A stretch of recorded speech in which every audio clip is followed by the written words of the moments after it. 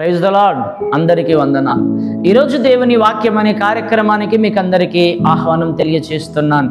మత్తయి సువార్త 11వ అధ్యాయం 28, 29 వచనాల భాగాన్ని చదువుకుందాం. ప్రయాసపడి భారం మోసుకొనుచున్న సమస్త జనులారా నా యుద్ధకు రండి, నేను మీకు విశ్రాంతి కలగజేతును. నేను స్వాతికుడును దీన మనస్సు గలవాడును గనక మీ మీద నా కాడి ఎత్తుకొని నా యుద్ధం నేర్చుకున్నది, అప్పుడు మీ ప్రాణములకు విశ్రాంతి దొరుకును అని దేవుని యొక్క లేఖనాల్లో మనం చూస్తున్నాం. చూడండి ప్రియులారా, ఇక్కడ లేఖన భాగంలో మనం గమనిస్తే 2 వచనాలు మనం చదువుకున్నాం. ఈ 2 వచనాలలో 2 ప్రాముఖ్యమైనటువంటి విషయాలు ఉన్నాయి. నా యుద్ధకు రండి అని చెప్పి ఆయన ఆహ్వానిస్తున్నాడు.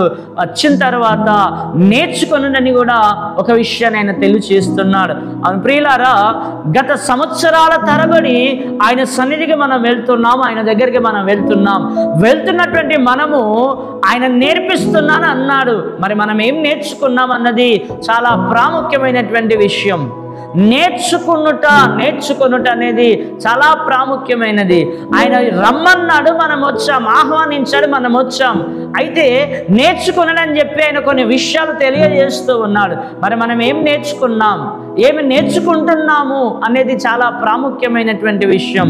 చూడండి ప్రియులారా, పరిశుద్ధ గ్రంథంలో మనం గమనిస్తే ఆయన ఏమి నేర్పుతున్నాడో ఇక్కడ లేఖనాల్లో మనం చూస్తున్నాం. కీర్తనల గ్రంథము 34వ అధ్యాయము 11వ వచనాన్ని చదువుకుందాం. పిల్లలారా, మీరు వచ్చిన మాట వినుడి, యెహోవా యందలి భయభక్తులు మీకు నేర్పేదను అనే మాట మనం చూస్తున్నాం. యెహోవా యందలి భయభక్తులు నేర్పేదను అనే మాట మనం చూస్తున్నాం. దేవుని యందు భయభక్తులు కలిగి జీవించాలంటే ఆయన యుద్ధకు వచ్చిన నీవు ఏ విధముగా ఉండాలో, ఏ విధంగా భక్తి చేయాలో ఆయన దగ్గరికి వస్తే ఆయన నేర్పిస్తాడట. ఆయన దగ్గరికే వచ్చే మనసు నీకు లేదు, ఆయనతో సహవాసం చేసే మనసు లేదు. నువ్వు ఎలా భయభక్తులు కలిగి జీవించుతావు? ఈరోజు సంఘములో, సమాజములో భయము అనేది, భక్తి అనేది చాలా రకాలుగా ఉన్నది. కొంతమందికి భయం ఉంది, కొంతమందికి భక్తి ఉంది. ఈ 2 కలిగి ఉండాలా. భయము, భక్తి ఈ 2 ఏం చేస్తాయంటే దేవుని లేఖనం సెలవిస్తుంది. యోబు గ్రంథం 1వ అధ్యాయం 1వ వచనాలలో మనం గమనిస్తే ప్రియులారా, చాలా చక్కటి విషయం అక్కడ వ్రాయబడి ఉన్నది. ఆ పరమతైన దేవాది దేవుడు సాక్ష్యం ఇస్తున్న మాట ఏమిటంటే, యోబు నీతిమంతుడు, న్యాయవంతుడు, యథార్థవంతుడు అని సాక్ష్యం ఇస్తూ అతడు చెడుతనమును విసర్జించిన వాడని సాక్ష్యం చెప్తూ ఉన్నాడు. ఆయన చెడుతనమును ఎందుకు విసర్జించాడంటే అతడు దేవుని యందు భయభక్తులు కలిగి ఉన్నాడట.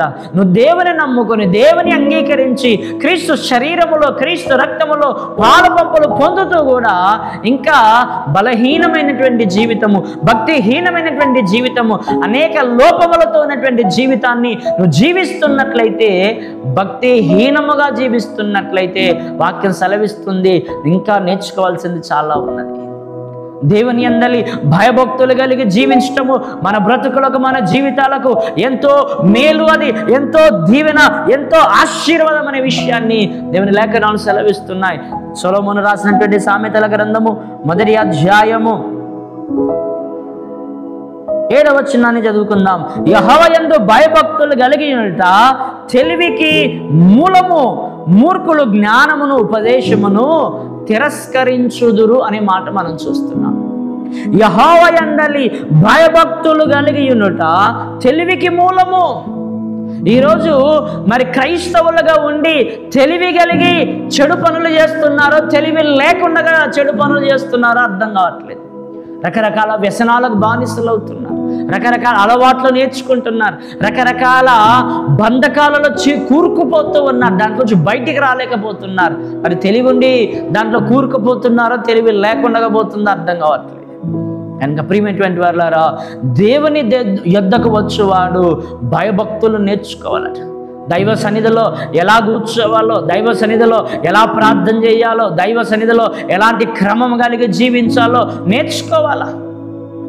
ఇంకా ఈ రోజుకు ఒక క్రమం లేకుండా పసిపిల్లల వల్లే మందిరాల్లో ఉంటున్నారు. అది క్రైస్తవ జీవితానికి హేయమైనది, విరుద్ధమైనది. అది ఒక క్రమము కలిగిన జీవితం మనం జీవించాలంటే దేవుని యందలి భయభక్తులుగా మనం జీవించాలి.